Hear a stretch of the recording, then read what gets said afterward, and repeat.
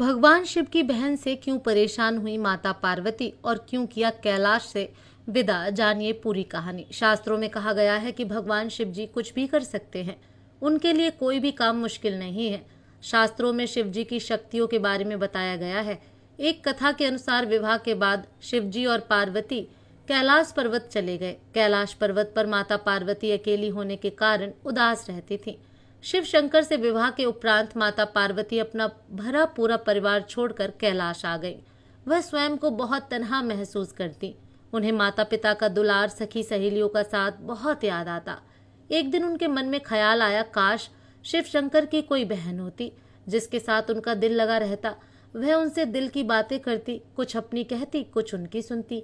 मगर ऐसा संभव ना था, क्योंकि भगवान शिव तो अजन्मे थे, तो उनकी बहन कैसे हो सकती थी। माता पार्वती ने अपने दिल की बात दिल में ही रखी, लेकिन शिव शंकर तो अंतर्यामी है, उनसे किसी के दिल की बात छुपी नहीं रह सकती। शिव शंकर स्त्री स्वभाव से भी भली प्रकार से वाकिफ थे।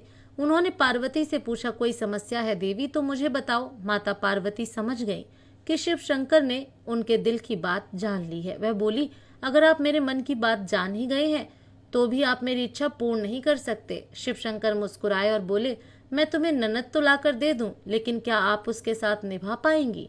माता पार्वती ने कहा, मैं क्यों ना निभा पाऊंगी उसके साथ, वह तो मेरे सुख दुख की साथी होगी, मेरी बहनों के समान ही है, मैं उससे प्रेम करूंगी। शिव शंकर बोले, अगर आपकी यह इच्छा है तो मैं अपनी माया से आपको एक ननद ला देता हूँ। उसी समय शिव शंकर ने अपनी माया से एक देवी को उत्पन्न किया। उस देवी का रूप बहुत विचित्र था। वह बहुत मोटी थी और उनके पैरों में ढेरों दरारें पड़ी हुई थीं। भगवान शिव ने उनका नाम रखा असावरी देवी। माता पार्वती अपनी ननद को अपने सम्मुख देखकर बहुत प्रसन्न हुई। उनकी खुशी का कोई ठिकाना ही न रहा। वह सावरी देवी से बोली, बहन जाओ आप स्नान कराओ, मैं आपके लिए अपने हाथों से भोजन तैयार करती हूँ। असावरी देवी स्नान करके वापस आई तो माता पार्वती ने उन्हें भोजन परोसा। असावरी देवी ने जब भोजन करना आरंभ किया तो माता पार्वती के भंडार में जो कुछ भी था सब खाली कर दिया। महादेव और अन्य कैलाश वासियों के लिए कुछ भी शेष न रहा। ननद के ऐसे व्यवहार से माता पार्वती के मन को बहुत ठेस लगी, मगर वह कुछ बोली नहीं। असावरी देवी को पहनने के लिए माता पार्वती ने नए वस्त्र भेंट किए, मगर वह इतनी मोटी थी कि उन्हें वह वस्त्र छोटे पड़ गए। माता पार्वती उनके लिए दूसरे वस्त्र लेने गई।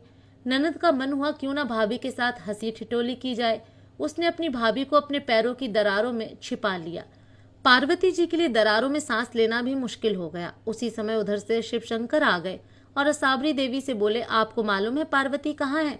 असावरी देवी ने शरारत भरे लहजे में कहा, मुझे क्या मालूम कहाँ है भाभी। शिव शंकर समझ गए असावरी देवी कोई शरारत कर रही है। उन्होंने कहा, सत्य बोलो, मैं जानता हूँ तुम झूठ बोल रही हो। असावरी देवी जोर जोर से हंसने लगी और जोर से अपना पांव जमीन पर पटक दिया। इससे पैर की दरारों में दबी माता पार्वती झटके के साथ बाहर आकर गिर गई। ननद के क्रूरता भरे व्यवहार से माता पार्वती का मन बहुत आहत हुआ। वह गुस्से में शिव शंकर से बोली, आपकी विशेष कृपा होगी अगर आप अपनी बहन को ससुराल भेज दें। मुझसे गलती हो गई जो मैंने ननद की इच्छा की। शिव शंकर ने असावरी देवी को कैलाश से विदा कर दिया। इस तरह प्राचीन काल से आरंभ हुआ ननद और भाभी के बीच नोकझोंक का सिलसिला आज तक चल रहा है। दोस्तों, आपको ये कहानी कैसी लगी कृपया कमेंट करके जरूर बताएं। वीडियो पसंद आया हो तो लाइक करें और ऐसी और भी बहुत सारी कथाओं और कहानियों को सुनने के लिए चैनल को सब्सक्राइब जरूर करें। धन्यवाद।